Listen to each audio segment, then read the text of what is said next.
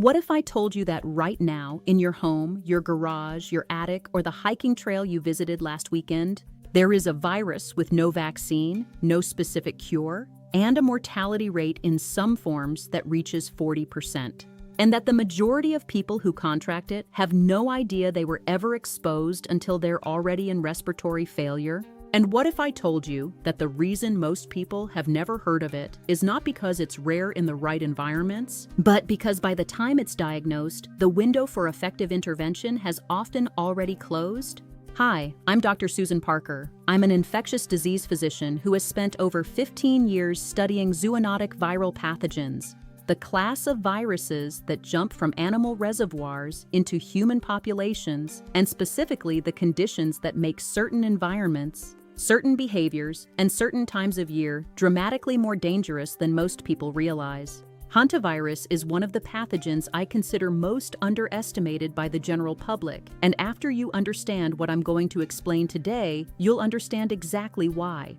In this video, we're going to cover 4 things. First, what hantavirus actually is, where it lives, and why your home, your vacation cabin, or your backyard shed may already be a transmission environment without any visible warning signs. Second, the precise biological mechanism by which this virus attacks and why it is specifically designed, by the logic of evolution, to overwhelm the exact system your body depends on to survive it. Third, the 4 stages of infection and the critical window during which intervention changes outcomes, including the symptoms most people and most general practitioners mistake for influenza until it's too late. And fourth, the specific evidence-based prevention protocol that infectious disease specialists actually use, with the exact steps, the exact materials, and the exact mistakes that make people think they're protected when they are not.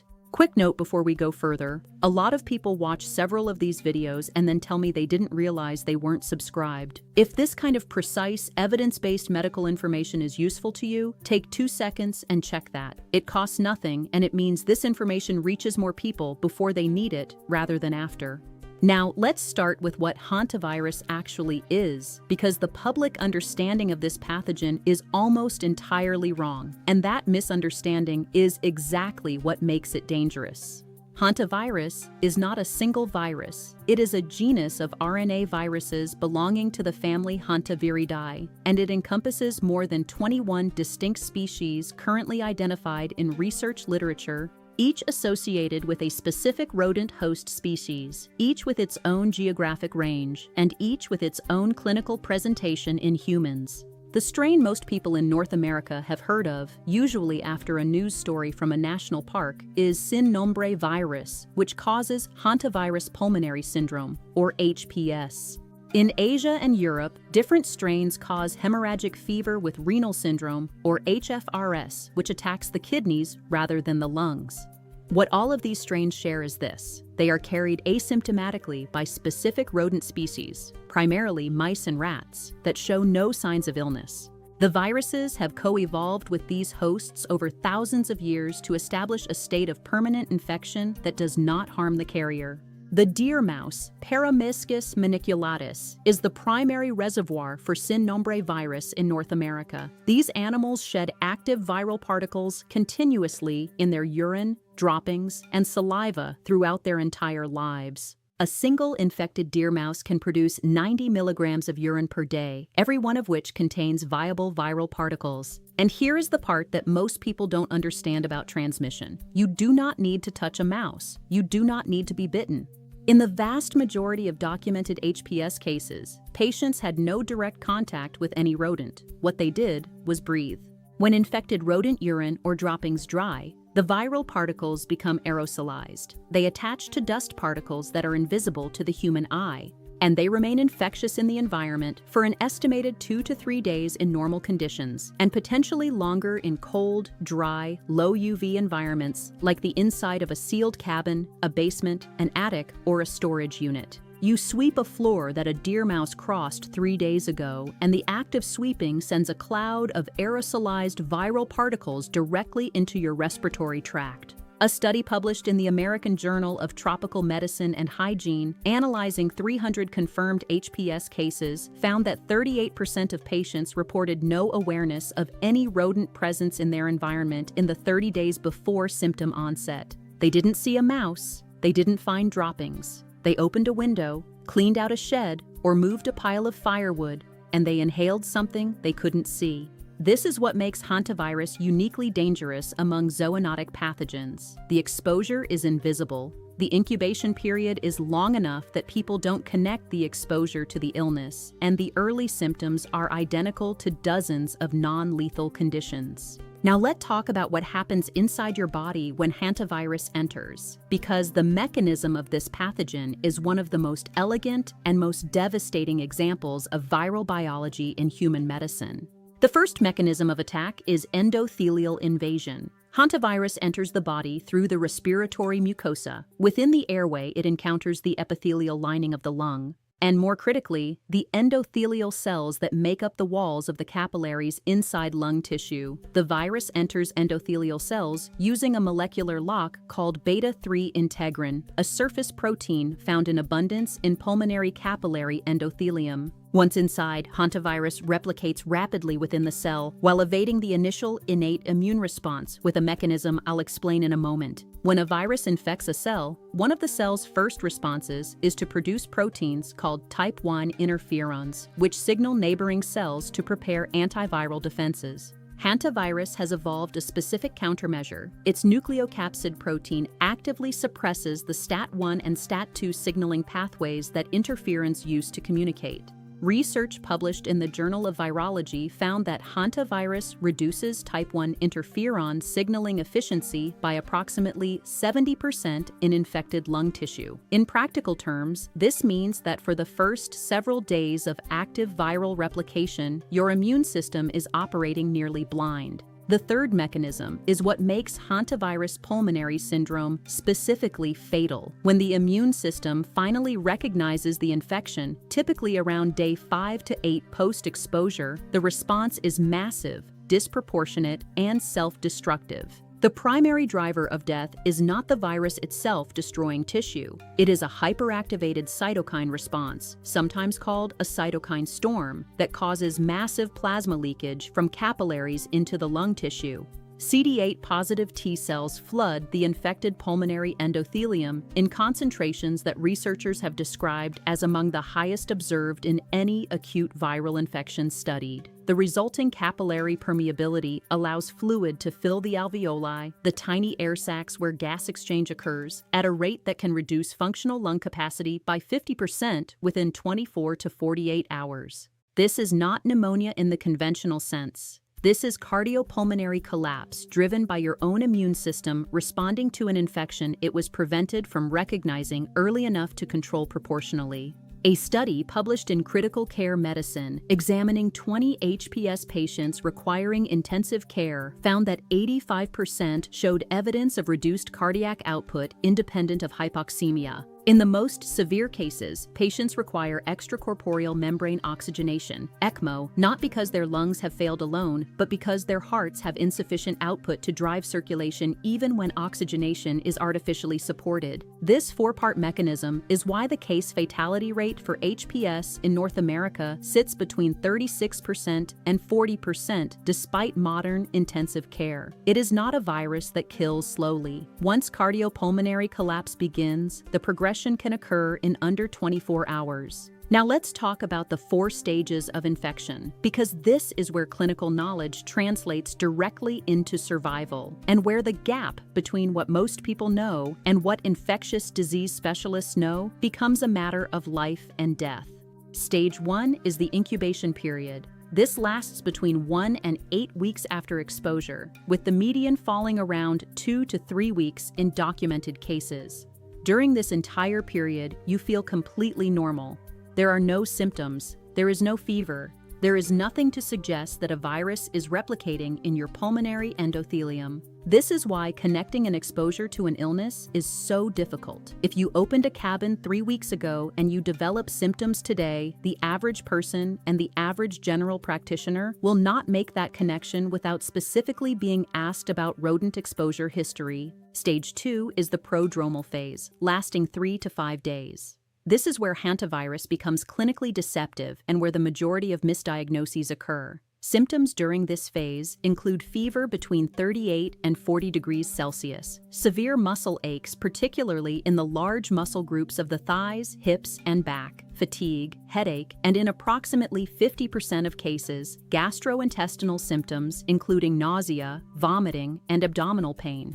And in approximately 50% of cases, gastrointestinal symptoms. There is no cough at this stage. There is no runny nose. There are none of the upper respiratory symptoms that characterize influenza or common cold. What there is looks exactly like a flu, a stomach bug, or extreme physical exhaustion. A retrospective analysis of 127 HPS cases published in Annals of Internal Medicine found that 71% of patients were initially diagnosed with influenza, viral gastroenteritis, or non-specific febrile illness during the prodromal phase. Most were sent home and told to rest and hydrate. Stage 3 is the cardiopulmonary phase, and this is where the clinical situation changes with terrifying speed. Approximately 4 to 10 days after symptom onset, patients who appear to have a manageable flu-like illness begin developing a cough, shortness of breath, and chest tightness. Within hours, oxygen saturation drops. Chest X-rays show bilateral interstitial infiltrates, a signature pattern of fluid accumulation in both lungs simultaneously.